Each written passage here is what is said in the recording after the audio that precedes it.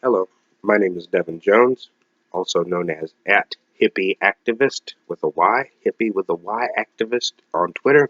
Follow me if you want a constant stream of socialist crazy tweets on your Twitter feed. Thank you. I would like to read you something I wrote not too long ago called The Merits of Democratic Socialism. It's something that needs to be discussed in America today. The merits of democratic socialism. Here it goes. Socialism has become a very frightening word to use in the U.S., particularly after the World Wars, the following government-subsidized anti-socialist propaganda, and its magnification during the era of the Cold War. There has no doubt been room enough in this hundred-year debate for a rewriting of history, ad hominem attacks, circular reasoning, misdefinitions of socialism, and dare I say just plain falsehood. Proponents of capitalism have attempted to jumble the fundamental definition of socialism as only being a big government ideology, even claiming that the authoritarian state capitalist regimes reflect what socialism is. This is untrue. Socialism, by definition, represents control over the means of production by the population. The only egalitarian method for accomplishing this would be the democratization of the means of production by the people and management of those means by individual corporations, including the legislation of egalitarianism by the state.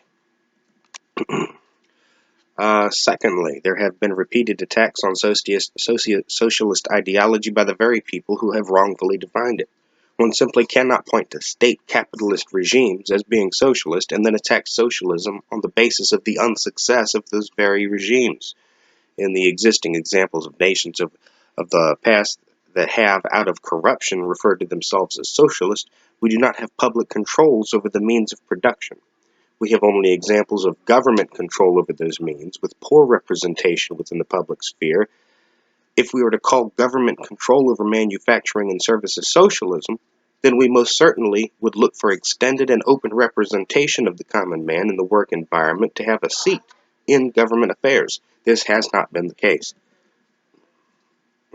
State capitalism is therefore, or should be, only the first step.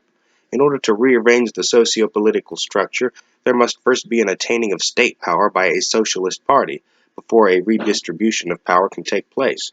And of course, this in itself is a rebuttal of the myth that socialism requires the redistribution of wealth full scale. For the CEO of NASA to make the same salary as the man sweeping the floor in McDonald's is not an egalitarian concept. If the man, however, sweeping the floor of McDonald's has the same political power, the same loud voice, and identical freedoms, that is egalitarianism at its absolute finest.